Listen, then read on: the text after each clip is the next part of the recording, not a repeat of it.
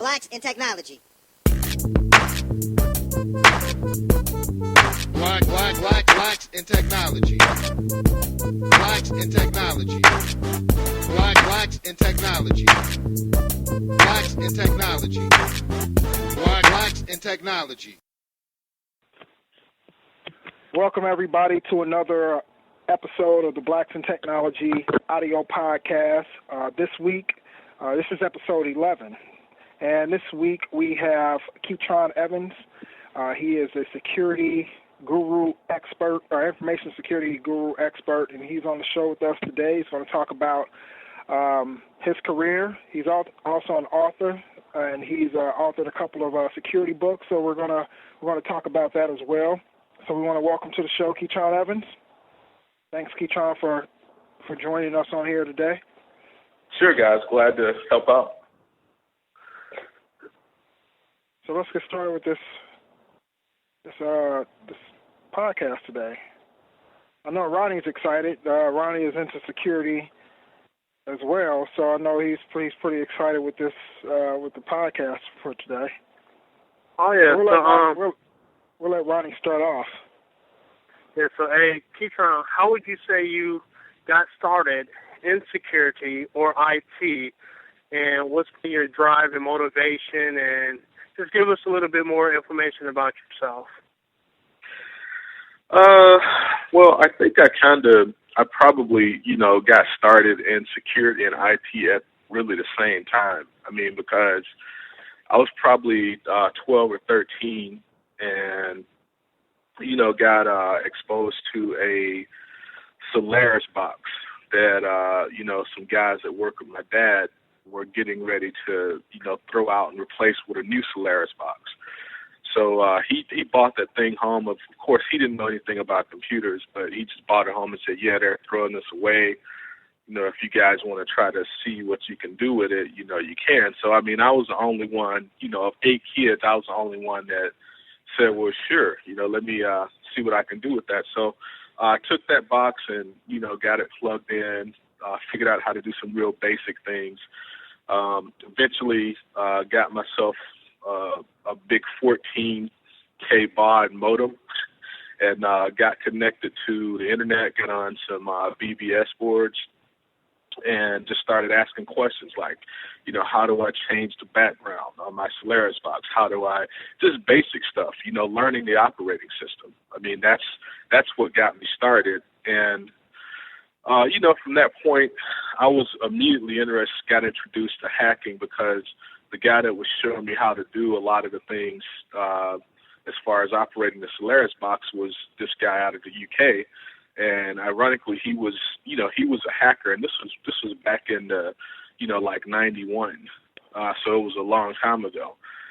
So, I started asking him questions and, told him that my free 1995 net zero internet was, getting ready to expire. And I was like, I would like to stay on here and keep chatting with you, but, I don't know how to get past this situation. My dad doesn't have $19 a month to, pay for this. So if you can tell me a way to get free internet access, we can continue this. So he basically taught me how to, get in the etc password, because that's where all of the passwords hashes were stored at the time on Unix boxes, and showed me how to get in there and, how to get all of the AOL accounts. So, even at that early age, I was already introduced to hacking and security. And from that point, it just kind of grew as an interest.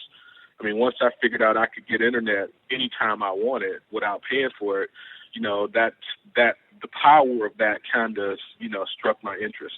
So that's how I got started. Now, growing up, I didn't have a lot more exposure to technology other than that because I grew up in rural Mississippi.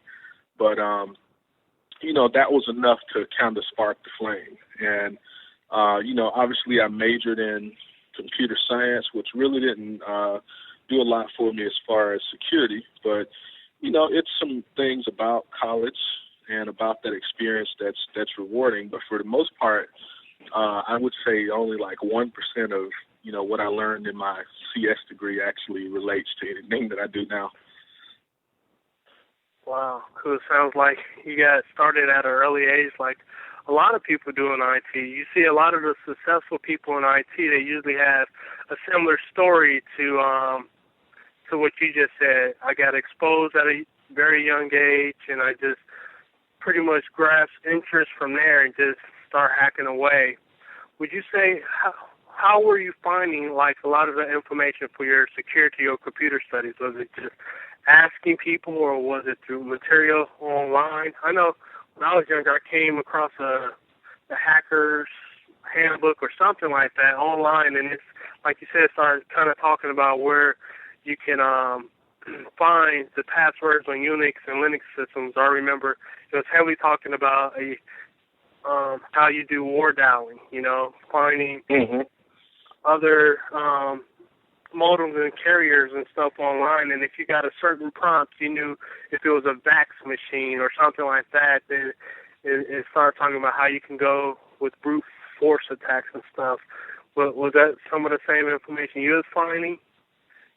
Yeah, it was, the thing about it is I ran across a lot of stuff like that, but more so it was, it was my interest, I think the deep down interest in how the systems actually worked, because for the most part, I didn't have any interest in actually, stealing anything or trying to take anything. I just wanted to know how this stuff worked under the hood. So I think that factor right there is what drove me to really be a hacker, because even before I knew anything about, security or doing this for a profession, as a hobby, I was, breaking into systems and trying to figure out how they work, or trying to make them do things they weren't necessarily designed to do. So, and I tell people this all the time, if you want to really be successful at something, make sure you pick something that you enjoy doing, because if you pick a field that you enjoy doing, then you're going to spend a lot of your extra time you're not getting paid for, actually experimenting and just sitting down and playing with it. Because I can remember getting home at like 5 o'clock in the evenings from school, and basically, staying up till 4 or 5 the next morning, just trying to figure stuff out, trying to break into different things. So I think the key factor to how good you're going to do in any field is making sure you pick something that you actually like to do. I mean, if you pick it because you can make a lot of money doing it, or it's the hot thing of the day, then you probably only ever going to be mediocre at it. And I didn't even realize that, I didn't realize where I sat as far as skill level in comparison to everybody else in the security world until O'Reilly and some of the other media publications approached me and said, hey, look, we read a couple of your articles, and we want you to write some books about this stuff. And as I started to write things and get comments from other people in the industry that I respected and considered to be, the real experts, they were telling me that no, you're the expert. It's wow. It's really a matter, like Johnny Long and some of these guys that everybody, in the industry knows, they were telling me like, well, no, we didn't, you're the guy, so you need to, get yourself out there. And the good thing about it, and I know this is a minority or a Blacks in Technology podcast here, the thing about it is by the time anybody figured out who I was or figured out that I was Black, I already had publications out there. So, if it was going to be any hating or anything like that, it was too late, because, people were already quoting things that I had written or said. So it was too late to try to, salt the game at that point.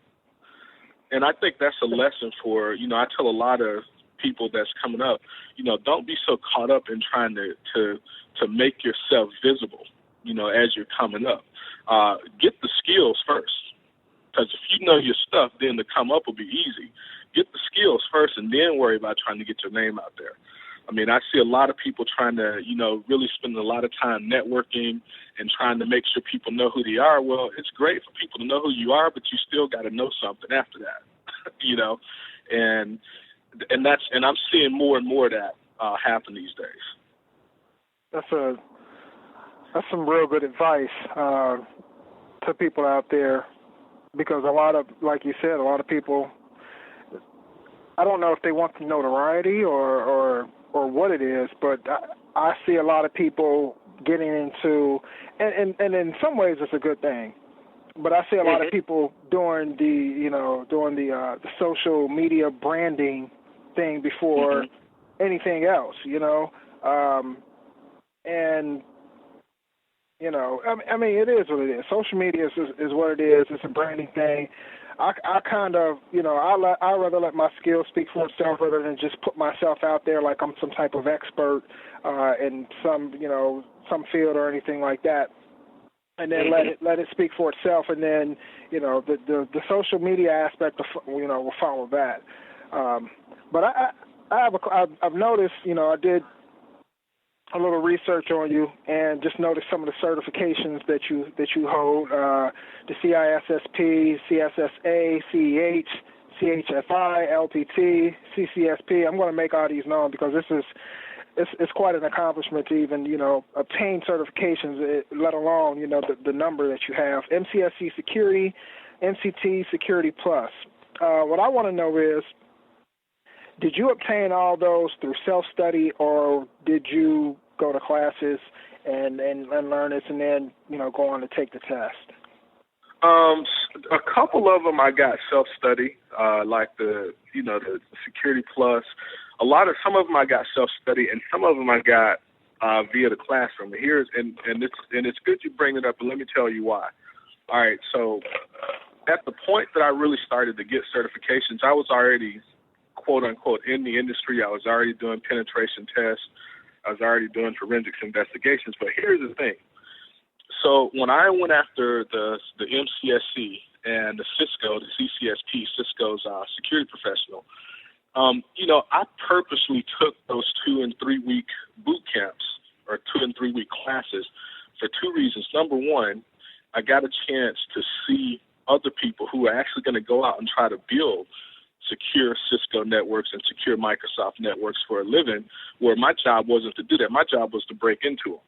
But I got to experience firsthand, in a very intimate setting, in a classroom setting, how they felt that the best way to secure a system or build a system was. So that really helped me from a penetration testing standpoint because, I left these classes knowing exactly how Microsoft is telling these people to build and secure their systems, exactly how Cisco is telling you to secure your routers, your firewalls and switches. So I always tell security people, look, if you can get into a class, get into the class, because the certification is valuable, but what you're going to get from being in the class around other people, that are either experts in this field or along the same path you are, that's going to be the most valuable part of obtaining a certification, because anybody can get a brain dump and pass a certification, but actually knowing the material and being able to apply that to the real world, that's what you're really after, because a certification can get you a job or get you a contract, but the skill that you have is going to keep you that job. If you got all of these certs, and then you sit down in that seat and you can't do nothing, you only gonna last so long. Yeah. So I always recommend to people, look, if you can get in the class, because you're gonna learn, you're gonna get so much more value out of it than doing a self-study type of thing. And there's value you get out of it in addition to just getting the certification. The other stuff is actually way more important to me. Yeah, that's definitely some good information and a different way to kind of look at certification taking, because I came up early on when everybody was trying to get like the MSCE and stuff like that, and most of those guys were just book knowledge. They wasn't able to apply the knowledge that they actually learned from these different certifications, while some people actually knew exactly what it is that they were doing. And I like how you pointed out, too, that now you know the type of information that these admins are going to be trying to apply, which gave you a different outlook when you're doing your penetration testing. It gave you probably some starting points, like, these persons, if they're trying to go the best practice way, they're probably going to set it up like this or that. So let me try to do it this way. And yeah, for sure. With that said, what would you say, or how would you say people should try to get started? Say, for instance, someone said, man, I got an interest in security.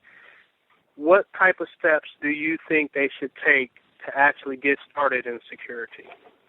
All right. So what I usually tell people, and I've actually, because I actually have, two interests. I run the pen testing forensics company, but I also help run a training company as well. And one of the things that I always tell people starting off is, first of all, you need to master a couple of operating systems. And what that means is you need to be able to move beyond just the basic stuff. I mean, you need to learn how to do power user level stuff like create user accounts, reset passwords, and then move past that to the admin point of being able to configure the network, build the network. And this is what I always get with the Windows people is if you're a Windows admin, that's okay, but challenge yourself to figure out how to do everything you need to do on that Windows machine from the command line.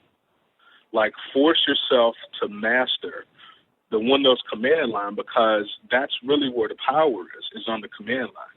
And from a hacking perspective, most of us that do a lot of heavy underground hacking and stuff, we don't even want to see a GUI.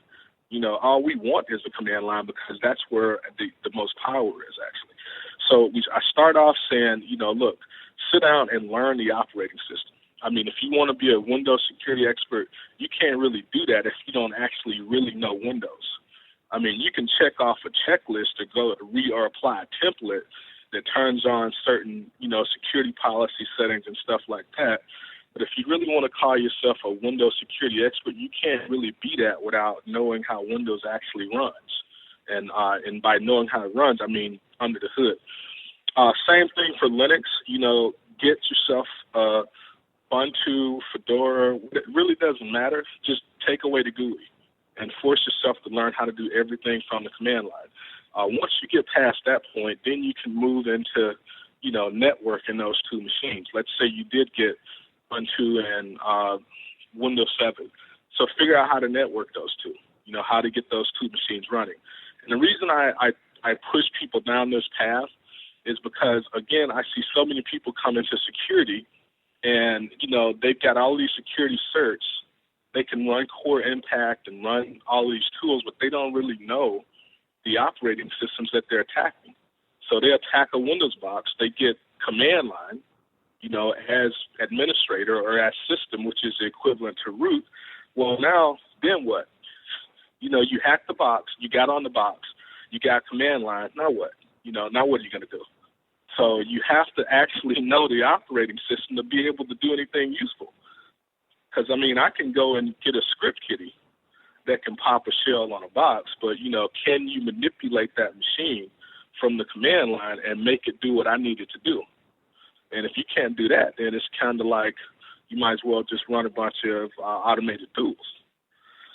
So that's the first path. That's the first things you want to do is master or at least, get yourself involved in those things. Once you get to that point, you'll definitely want to, or once you understand the networking better, you definitely want to move into some scripting, Python, Perl, or if it's just raw shell scripting, you want to move into that area and start to explore that some. All of the things you learn how to do on the Windows command line or on the Linux command line, now you want to try to automate those things with a script. And I tell people all the time, if you really want to know how well you know something, try to automate it. If you can't automate it, then you really don't know it. So, scripting languages are great for doing those types of things. Once you got that down, you want to try to move into, eventually learning some language, even if it's just basic. But you want to learn some programming language to get yourself to where you start to think programmatically. Because essentially, where you want to end up is you want to be a person that creates things, tools, creates solutions for other people to use, and not just a person that's using things.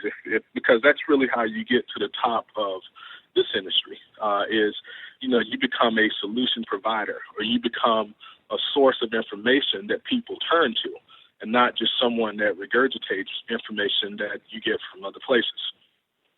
And that's pretty much, that's the whole path. All of the certifications, all of that stuff, all of the notoriety, that stuff will come as a result of you doing all the things I just said. Yeah, that's definitely some good information and good ways to get started.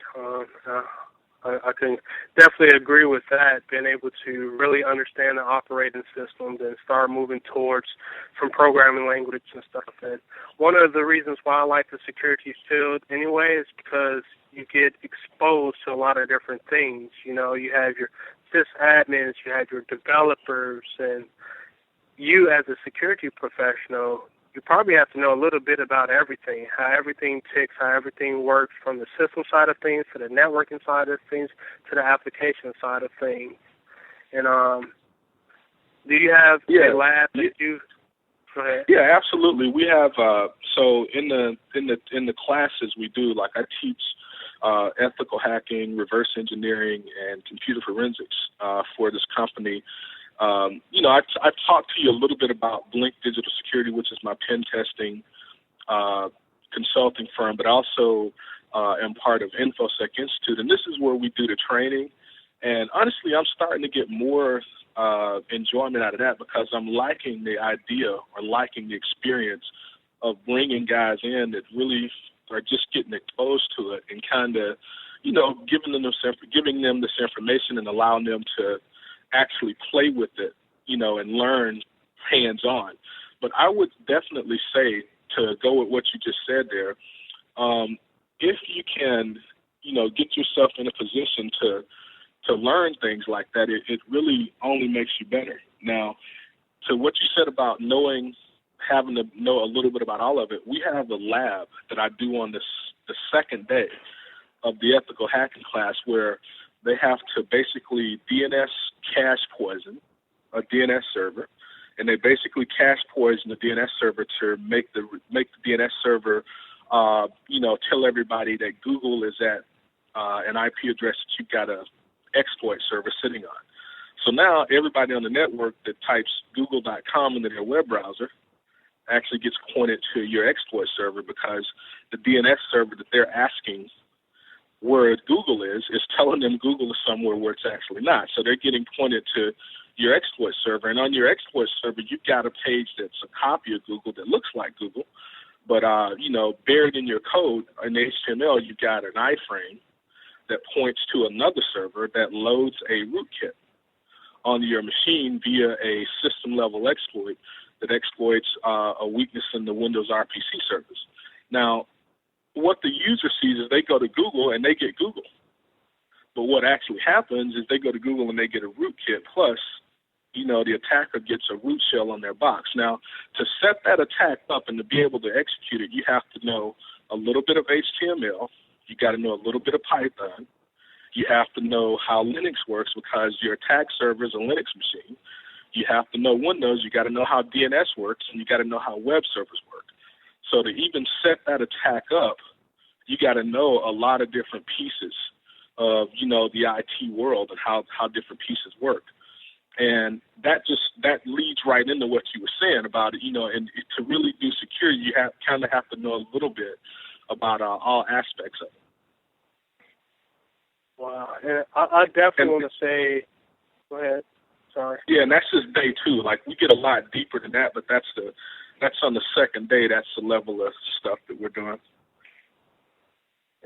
And that's pretty deep for a lot of people, too. And I definitely want to say it's probably worthwhile if anyone's in security to check out the place you teach at, because I've just seen some of your material, period, like when I was looking up the SSL strip process. I was reading about SSL strip. I found there's several different ways online on how people are doing it, and I kind of found that your videos that you created was a lot more informative and helpful because you went beyond run this script at this time, do this at that time. You actually showed us how to do it, then you explained why it works, what is SSL strip, what is it doing, and exactly how it works through the whole TCP process. So I can see value in having you as a mentor or teacher in the security field. So I would definitely recommend all our listeners and members to check out your security institute. What is it called again? It's Infosec Institute. Infosec Institute. And how many security instructors are there at the institute? We've got about 45 or 50. Wow. And all the instructors are, now, first of all, keep in mind, none of our instructors, with the exception of 2 of them, do we employ full time. All of these guys, they do just like me. They go out and do pen testing and do forensics every day for a living. And when we need them, we'll have them to block out a week in their schedule to do these classes. Now, I will tell you that about half of them actually work for my other company, Blink Digital Security, too. So when I don't have them out in the field doing pen tests and doing investigations, I've got them in the classroom teaching and mentoring. And they are all handpicked by me. They have to set through at least 3 of my classes before they are allowed to actually teach a class on their own. Wow. Can you give us the URLs of those websites? Yeah, it's InfosecInstitute.com. Okay. InfosecInstitute.com and BlinkDigitalSecurity.com. Okay. All right. We'll also post those URLs on the podcast as well when we put it up and make it available. I wanted to ask a question, and this is because I'm not as much into security as Ronnie already is. I'm working my way towards that, just because I like learning and security, like you guys have been saying. Basically encompasses a lot of aspects of IT. And one thing that I like doing is I kind of like to look at some of the beginnings and the history of something in order to better understand, where it's at right now in its present state. Mm-hmm. So, like I've been, reading, starting to reread a book, Crypto, and then I started, and then while I'm reading the book, they make references to other, computer sciences and things like that. And one of them was, what's his name? Is it Claude Shannon? Yep. And so I went on, YouTube and looked on the internet and read some stuff about him. And I'm actually trying to get his book now. I think it's like I can't remember the name of the book, but it has to do with information theory and communications or something along those lines. So I want to ask you: Are you the same way? Do you actually go back and look at the history of why things are and how things work as far as like security? Because some of the stuff like cryptography and stuff like what Claude Shannon is talking about is what security and some of the things that we're doing now is based off of. Yeah, for sure. I do that all the time. And I even have my students, in class, when we start talking, because one of the big things, like one of the first things we start doing is learning how to scan, learning how to find targets and identify specific targets on the internet or on a specific network. And part of that is done by violating the TCP protocol.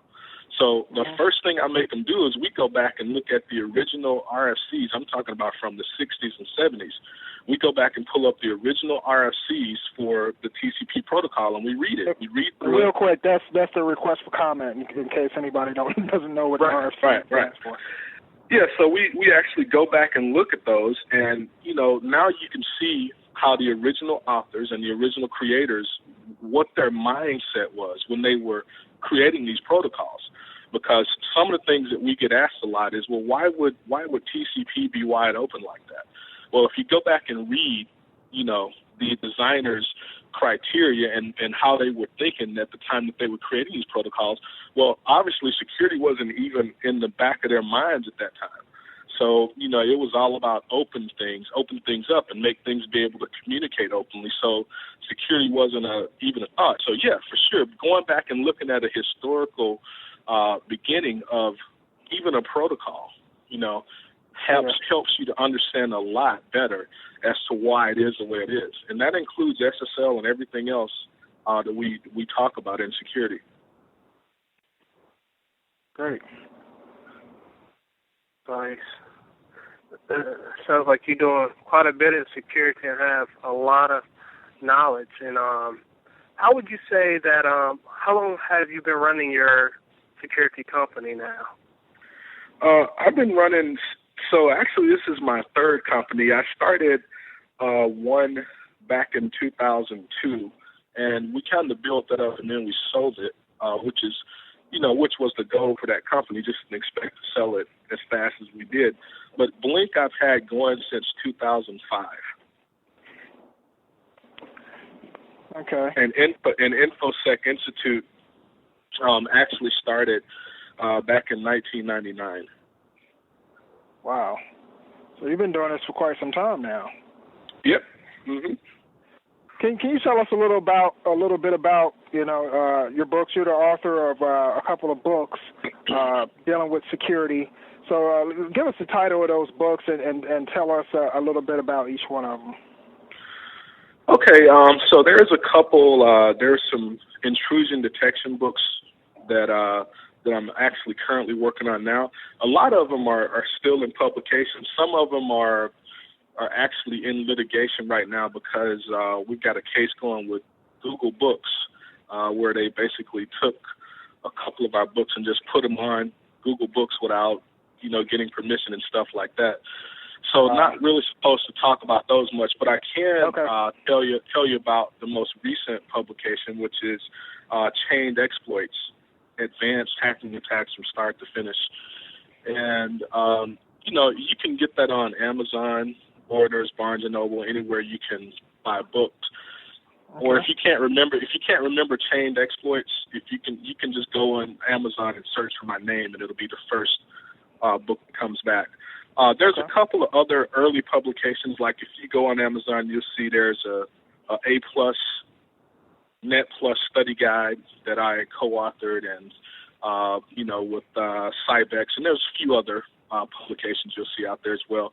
But the Chained Exploits one is the main one. It's the one that I probably put the most time into, and it's the most recent that's actually been released. Now, there are two more books in publication.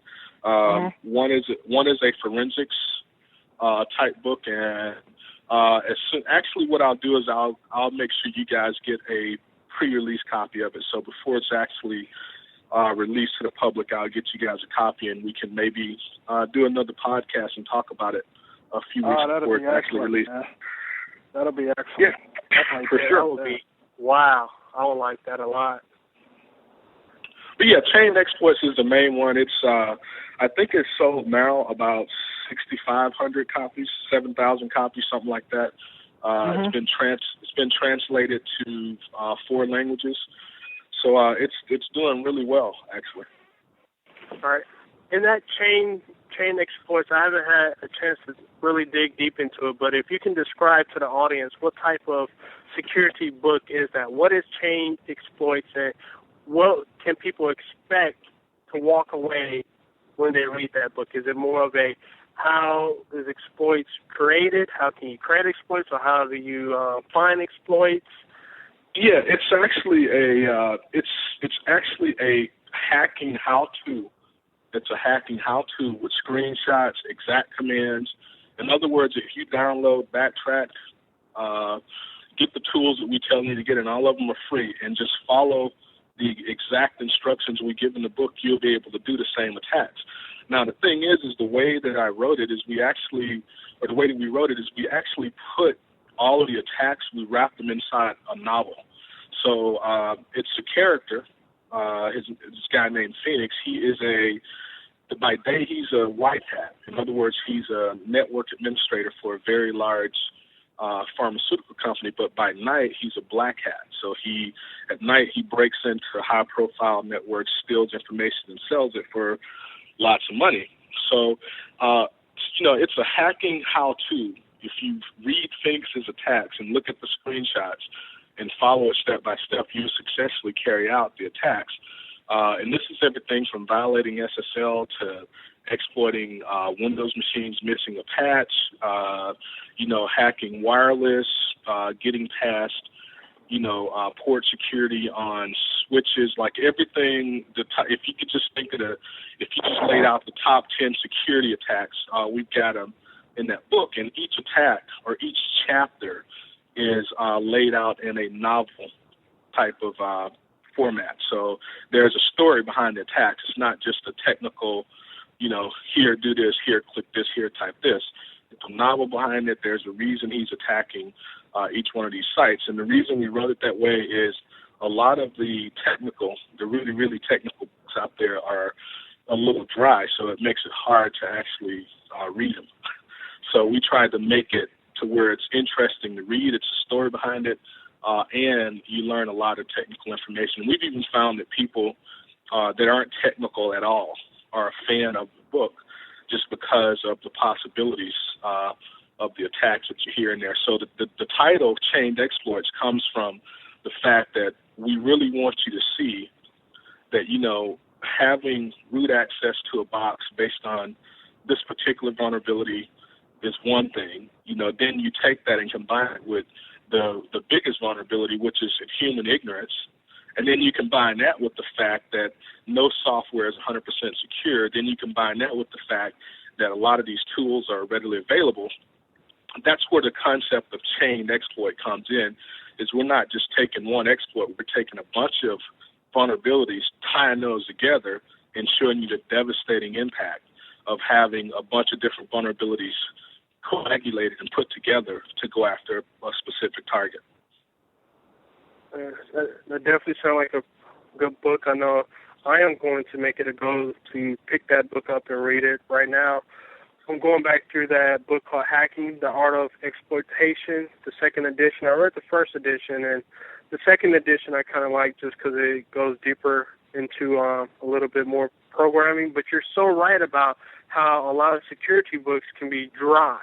And it sounds like your book can be exciting because you guys put a story behind that.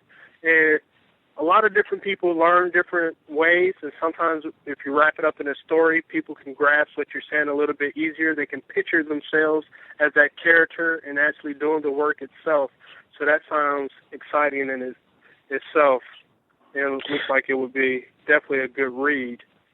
Would you say your book actually helps pen testers in itself? Like, hey, if someone's trying to be a pen tester, this may be a good book to pick up and go over and use some of the same methods. We lay out so one thing that I don't think I've ever really revealed to anyone before. So you guys will be the first people that we publicly reveal this to. But every chapter in the book that I wrote, which I wrote a little over half the chapters. Every chapter that I wrote is basically based on a real pen test. So I took the scan results, the exploitation results, the report results from real pen tests that I've done, and just put fictitious companies behind the data. So all of those attacks are against real companies, and they were all successful. Right. So that's your question. Yes, you can definitely apply it to pen testing. Wow. Let me ask you this. You're from Chicago. I don't know what part of Chicago you're from, but being an African-American and being in information technology, and you're being in security, have you ever come up against any obstacles because of your race? And also, I want to couple that with another question, because of course, this is information technology, and the basis of our entire website, Blacks in Technology, is to help make more African Americans aware, or make more blacks in general aware that IT as a whole, or technology as a whole, is a viable career option, and it should be something that should be on their list, at least to kind of explore and see if it's something that they like. Being African American, being from Chicago, were there any obstacles coming up as far as being in information technology that you run up against because of your race?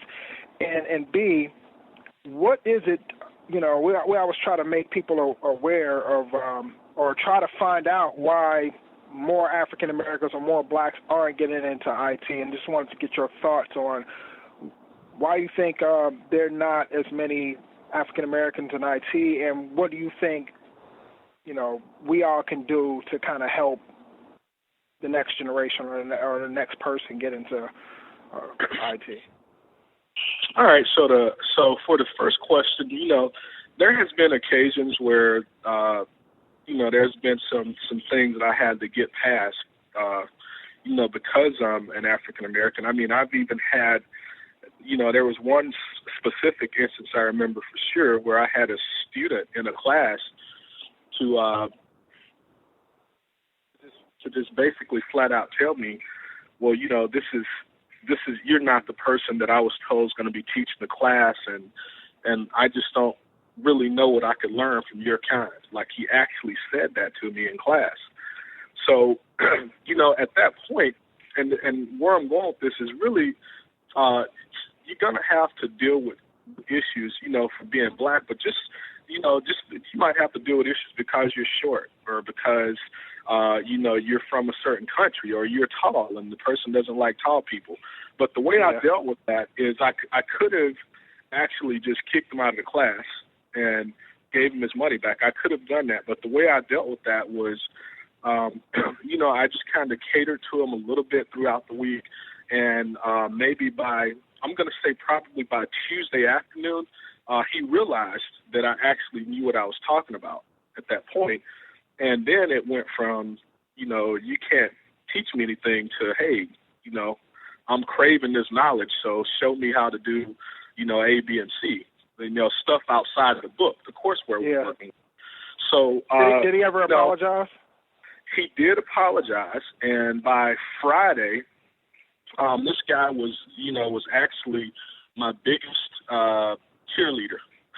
And that was by Friday. So, and he admitted to me that he had problems, with racial issues, and he also admitted to me that his parents were very involved while he was growing up in a lot of white supremacist groups.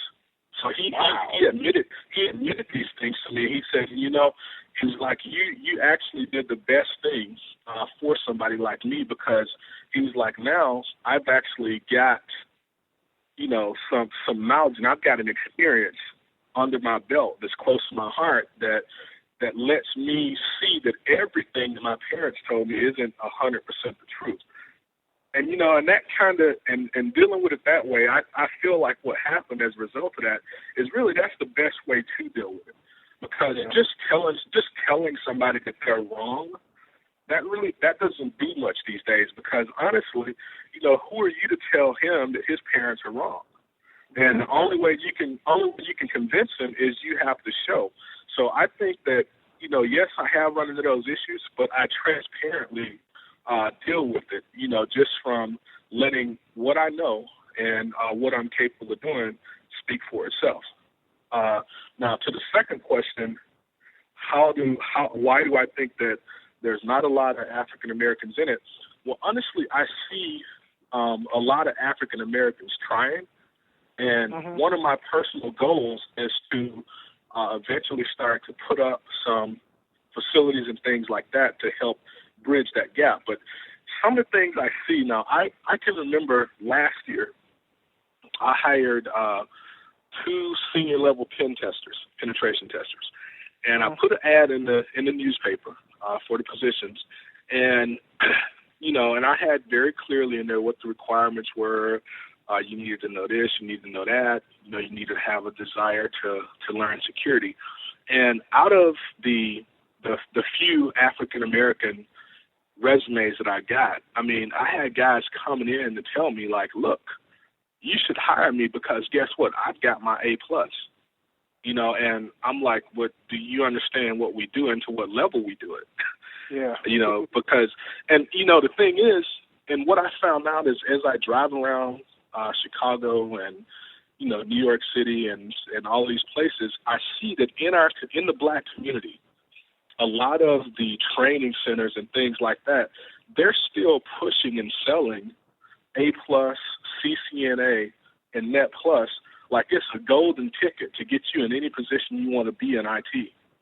And, you know, and those of us that are actually in this business and actually in the field, we know that those certifications are great to get somebody started, but that's not really going to get you there. And I think that that's the biggest problem right now is a lot of the people that are in our communities that are responsible for trying to give, you know, people the opportunities and the tools they need to succeed in IT or succeed in technology, period. I think they kind of got the veil pulled over their heads as to what, you know, a person needs to know to really be successful, you know, in the field. So that's one of my, and I'm not just a person that just complains or talks about it. It's one of my personal goals to help fix, you know, that problem, especially in this country. And I think that's it. I think that's the key is, you know, I think that a lot of people in the Black community are still riding off of the certifications and requirements that were hot 10, 15 years ago. And, you know, and honestly right now, if you don't have a CISSP or a CISA or both and some type of technical certification or degree to back it up, you're really not going to get a good position in security. I mean, that's the way it is. Wow, that's a very interesting perspective, and probably the first that I've heard. Usually, you know, when we ask that question, a lot of people, you know, they talk about not having mentors or not having this or not having that, and you're basically like, yeah, I mean, which is very true. I think what you're saying makes a very, very valid point, and I'm glad that we got that out there. Yeah, sure. And I was going to say I enjoyed both those answers you gave. One about again being able to go beyond just the basics, because a lot of times that's what we see is in the training facilities on how to get started, but what's the next step? What's after that? And how can we give African Americans the chance or opportunity to get experience and more education to get to that next level? And I think that's definitely needed, because they shouldn't just stop at being a PC tech or a network administrator low level. You know, they need to learn how to go beyond that, become innovators for one, application developers, and even security is a huge field to get into, because again, you get a chance to learn at a broader scale about technology, how everything works, how things are put together.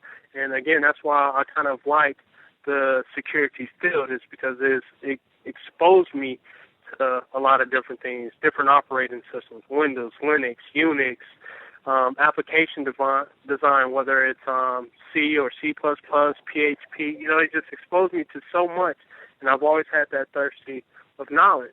But I also like how you said you handled yourself in that situation early on when you dealt with some racism, you know, because we don't live in a perfect world. Times has changed. It's not as bad as it was back in the day for our earlier generations, but it still can be out there.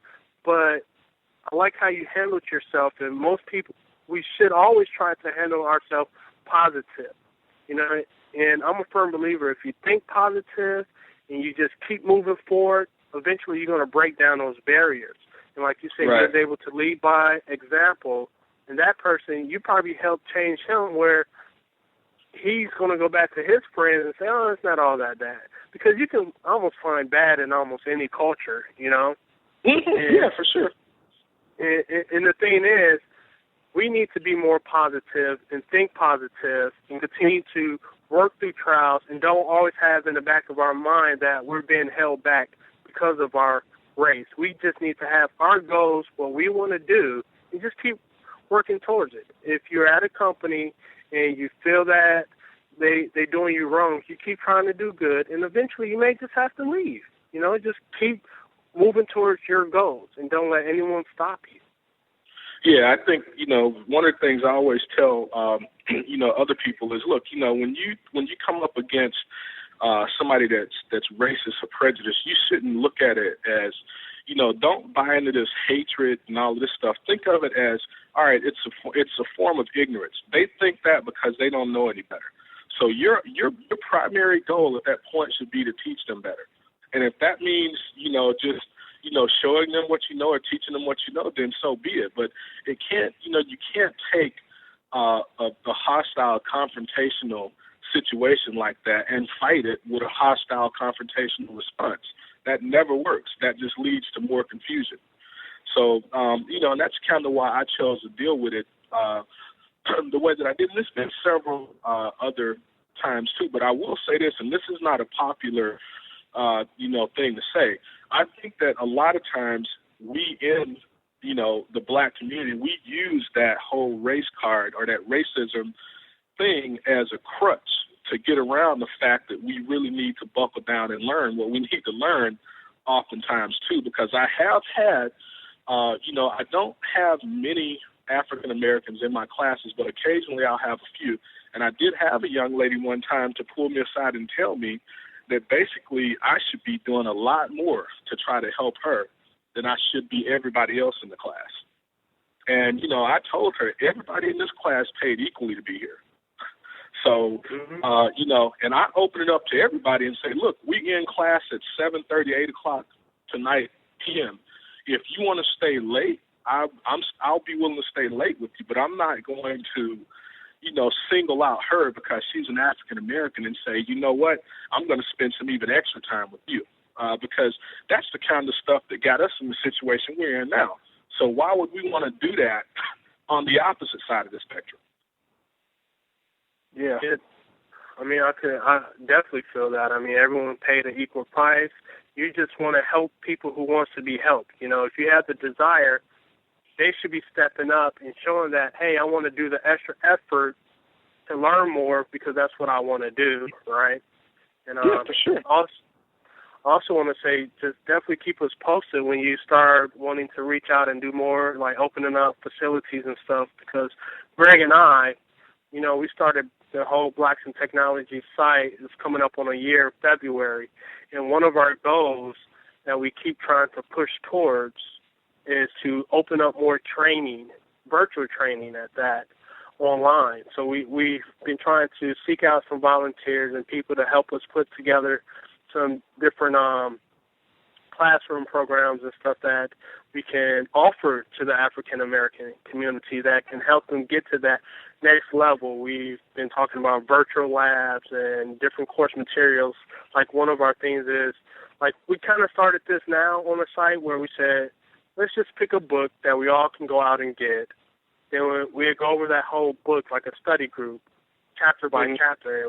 And your book chain exploits, I think, would be a perfect fit for that too, is to go chapter by chapter. We discuss the material that we read, and we also add additional information to that. We do some additional research, because one thing I find in the security field or any field, everyone always stops at the book knowledge level, or at the tool. Yeah. You learn how to run this tool, but sometimes those tools can do more, or sometimes it's good to crack open the source code and see how that tool is written and see if you can actually change it and recompile it to do something else. And I think that that's the type of level that I want to see more people on, and even more so people within the Blacks in Technology website. I want to help them get that deeper knowledge versus just the book knowledge. Books are always good to just get started on, but we want to take it a step further. We want to not just be the users of different tools, and like you mentioned earlier, be some of the solution providers or knowledge resources. And that's going to take a lot more time, meaning a lot more research, Yeah, for sure. Yeah, absolutely. Well, I got to get back on this case, guys. They just came and looked at me like, hey, these images done, so I got to get back down here. All right. Hey, well, Keatron, we definitely appreciate you being able to come on the show and talk a little bit about, your career and how you came up and some of the things that you're involved in, as well as your websites and your books. I definitely want to send out this invitation to you to come in, and join the site. post whatever knowledge that you have or anything. I mean, we've got some pretty interesting discussions going on there. We have, security forums and things like that. So, and we also have a security group as well. So if you want to ever get involved, just go up, sign up on the site. It's all free. We don't solicit any funds or anything like that at any time. So, I will definitely do that. I'll definitely do that. And we're pretty close. I mean, Cincinnati's not that far, and I'm probably get down there at least, a couple of times a year. So I will definitely hit you guys up when I'm going to be in the area again, and maybe we can have a couple of drinks or something. Oh, yeah, definitely. Yeah, that sounds great. Yep. All right, guys, take it easy. All right, thanks a lot, Keatron. Take care. All right, bye-bye. Blacks in Technology. Blacks in technology. Blacks in technology. Blacks in technology. Blacks in technology. Blacks in technology.